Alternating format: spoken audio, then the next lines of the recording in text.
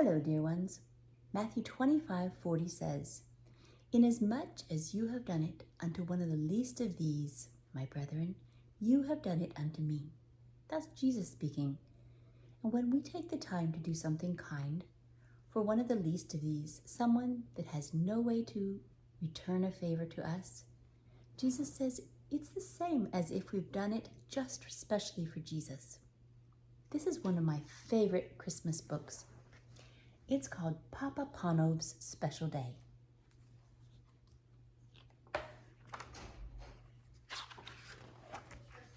A long, long time ago, almost too long ago to remember, there lived an old shoemaker. His home was far away, almost too far to imagine, in a small Russian village. His name was Panov, but nobody called him Panov or Mr. Panov or even Shoemaker Panov. Wherever he went in the village, he was known as Papa Panov because everyone was so fond of him. Papa Panov was not very rich. All he owned in the world was one small room looking out over the village streets. And in that one room, he lived and slept and made shoes. But neither was he very poor. He had all his shoemaking tools, a beautiful cast iron stove to cook his food and warm his hands, a great wicker chair which he sat and snoozed, a good firm bed with a patchwork cover, and a little oil lamp to see by when evening crept in. And there were so many people who wanted new shoes made or old shoes patched. Papa Panov always had enough money to buy bread from the baker, coffee from the grocer, and cabbage to make some soup for his dinner. So Papa Panov was quite happy, most of the time. Most of the time his eyes would sparkle through his little round spectacles, and he would sing and whistle and shout a cheerful greeting to people passing by.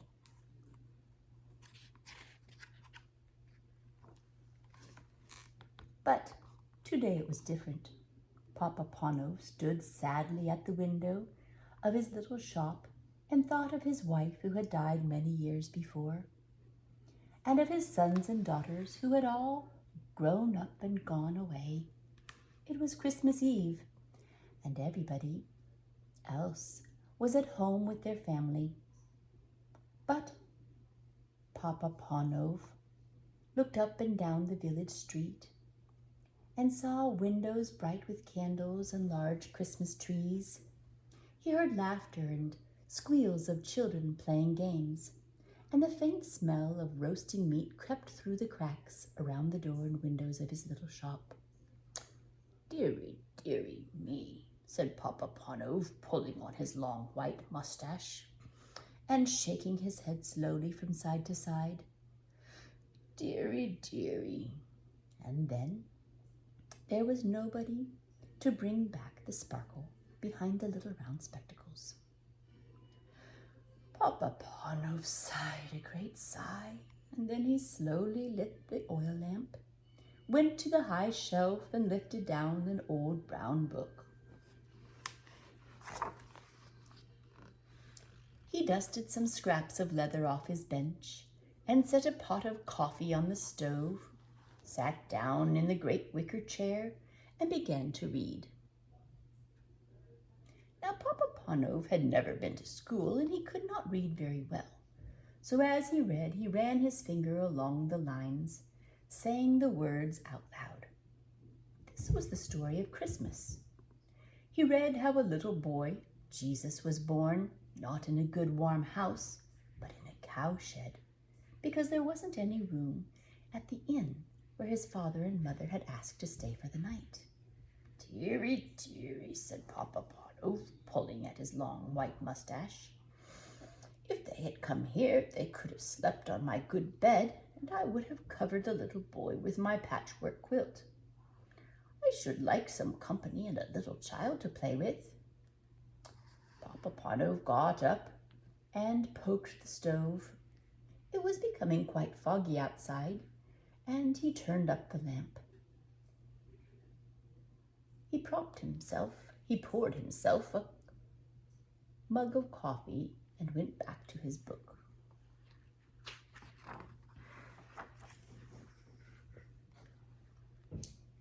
He read how the wise men traveled across the desert to bring wonderful presents for the little boy Jesus, presents of gold and silver. That was gold and sweet-smelling spices. Dearie, dearie, said Papa Panov. If Jesus had come here, I wouldn't have anything to give him. Then he smiled and his eyes sparkled behind his little round spectacles. He got up from the table and went over to the high shelf. On it was a dusty box tied with string. He opened the box and unwrapped a pair of tiny shoes. Papa Panov held one small shoe in each hand and stood very still. These were the best shoes he had ever made. He put them lovingly away in their box and lowered his old limbs back into his great wicker chair. That's what I would give him, he murmured. He sighed a deep sigh and turned his attention to the book once more. Now, whether it was the warmth of the stove, or whether it was because it was getting late, who can say? But it wasn't long before Papa Panov's bony finger slid from the page and his little round spectacles slipped from his nose, and he fell sound asleep.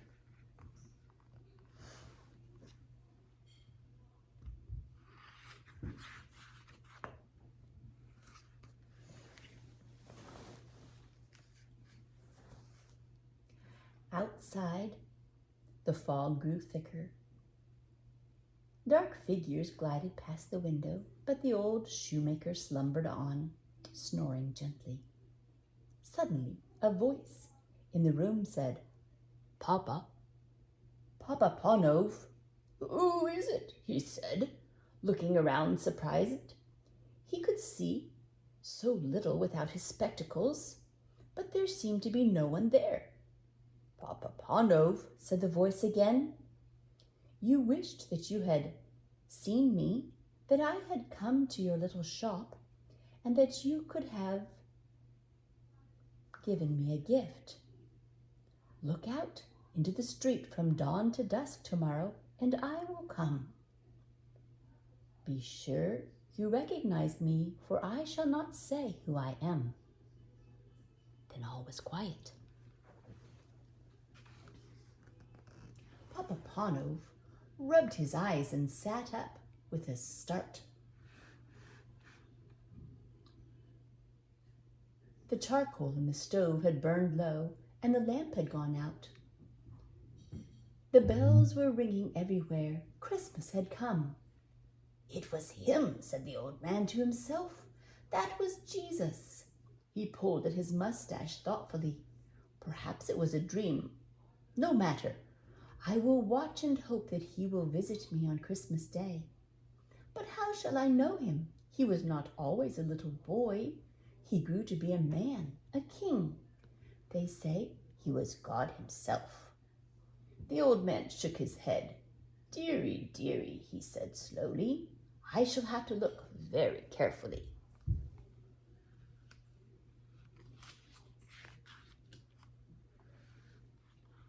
Papa Panov did not go to bed that night. He sat in his wicker chair facing the window and kept watching for the very first person to pass that way.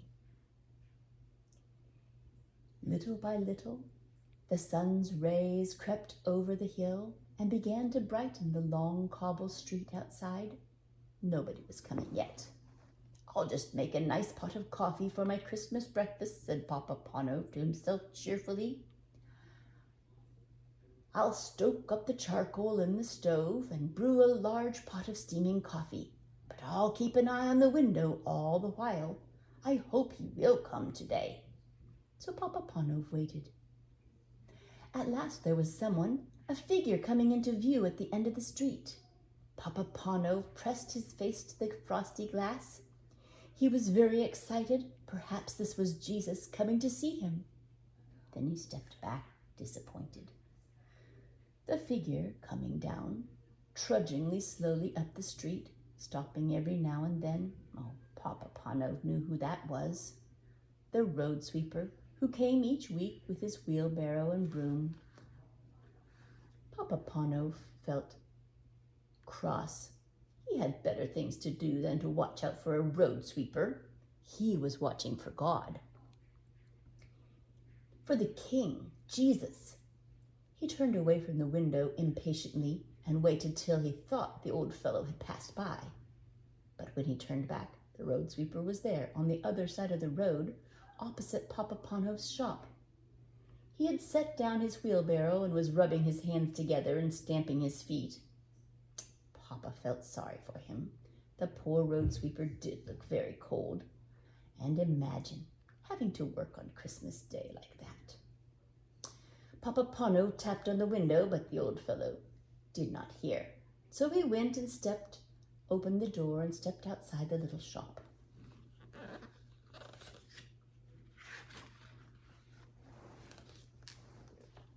"Hey," he called out the doorway. "Hey, old chap." The road sweeper looked around anxiously. People were often very rude to him because of his job, but Papa Panov was smiling. "How about a cup of coffee?" he said. "You look frozen to the bone." The road sweeper left his wheelbarrow at once. "Oh, don't mind if I do," he said, shuffling into the tiny shop. "It's very kind of you, very kind." Papa Panov poured out a mug of coffee from the jug on the stove. "It's the least I can do," he said, over his shoulder. "After all, it is Christmas." The old fellow sniffled. "Well, this is all the Christmas I'll get," as he warmed himself at the stove. The drifts of steam rose from his damp clothes, making a sour smell in the room. Papa Panov returned to his place at the window and gazed up and down the street. "You expectin' visitors?" said the road sweeper gruffly. "Not in the way, am I?" Papa Panov shook his head. "No, well, have you heard of Jesus?" he asked. "The Son of God?" asked the man. "He's coming today," said Papa Panov. The man looked at him in astonishment, so Papa Panov told him the whole story. "So that's why I'm watching out for him," he finished at last. The road sweeper set down his mug and shook his head gloomily and made for the door. "Well, the best of luck," he said, "and thanks for the coffee." For the first time, the road sweeper smiled. Then he hurried off into the street, collecting his wheelbarrow and his broom.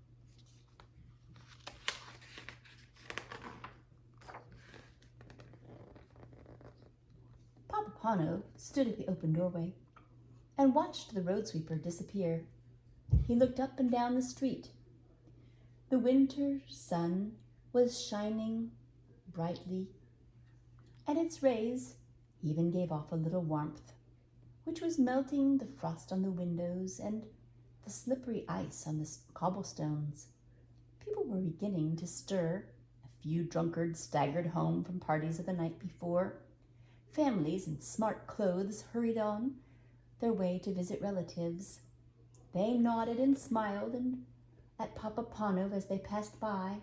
"Merry Christmas, Papa Panov," they called out, and the old shoemaker nodded and smiled back. He did not stop them, but he knew them all by name. He was waiting for someone else.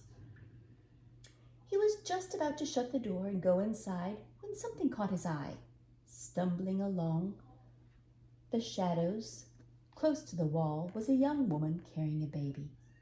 She was very thin, and her face was tired, and her clothes were shabby.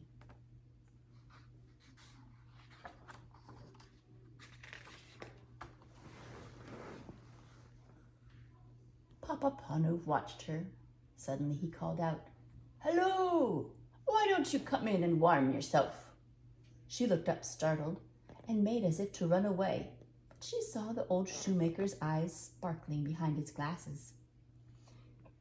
"You're so very kind," she said, as he stood aside for her to enter his little shop.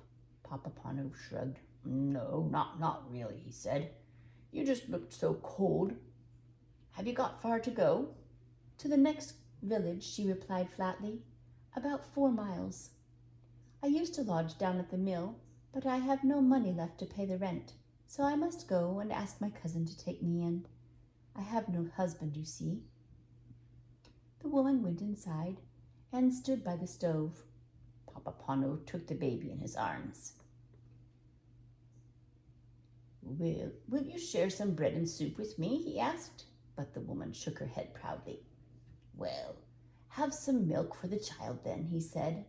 "I'll heat some up on the stove. Don't worry," his eyes sparkled. "I've had children of my own." The child chuckled and kicked his feet.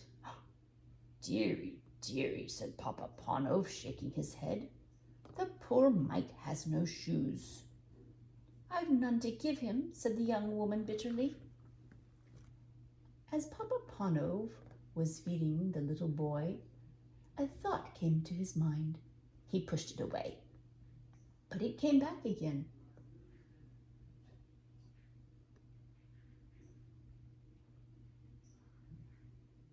The boots from his high shelf, the pair of tiny shoes he had made so long ago. They might fit the baby.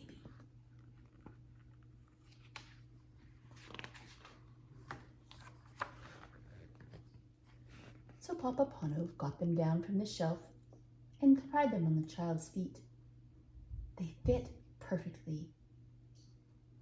"There, you can have those," he said softly. The young woman was overjoyed. "How can I thank you enough?" she said, but Papa Panov didn't hear. He was looking anxiously out the window. Had Jesus gone by while he was feeding the child? "Is something the matter?" asked the young woman kindly.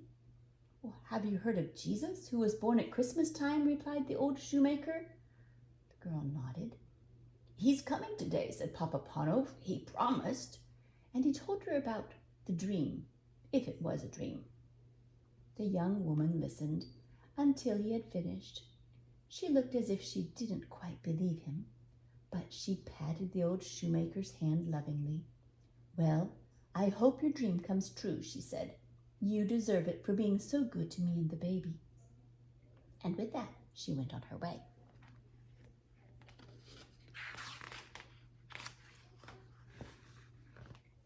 Papa Panov closed the door behind her, after boiling up a big dish of cabbage soup for his dinner, took his place at the window once again.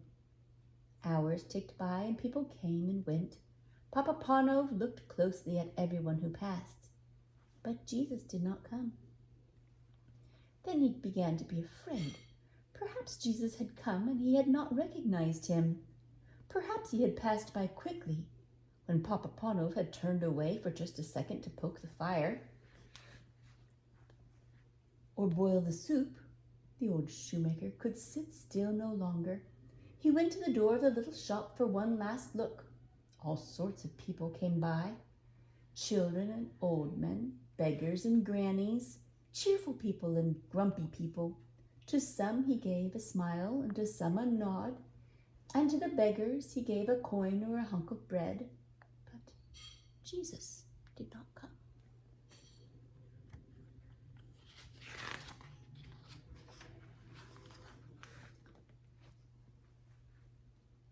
As darkness fell and the gray December fog began creeping up again, the old shoemaker sadly lit his oil lamp and sat down again in his great wicker chair. He took out his book to read, but his heart was so heavy and his eyes were too tired to make out the words on the page.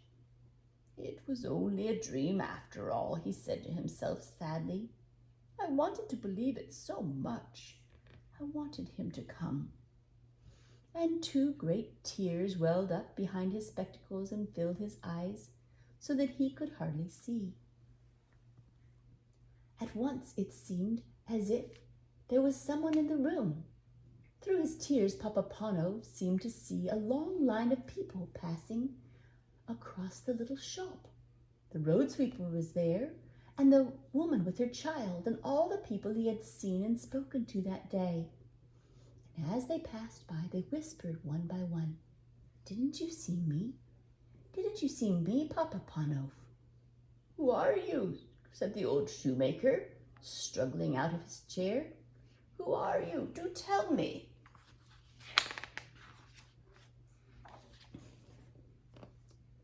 And then came the same voice he had heard the night before, though where it came from Papa Panov could not have said. "I was hungry, and you gave me food. I was thirsty, and you gave me water. I was cold, and you took me in. These people whom you have helped today, all the time you were helping them, you were helping me." Then everything was quiet. The tears dried up in the old man's eyes, and there was no one to be seen. "Dearie, dearie," said Papa Panov, slowly pulling at his long white mustache. "So he came after all. I will remember that whenever I read the Christmas story." The old shoemaker shook his head from side to side thoughtfully. Then he smiled, and the sparkle came back behind his little round spectacles. The end.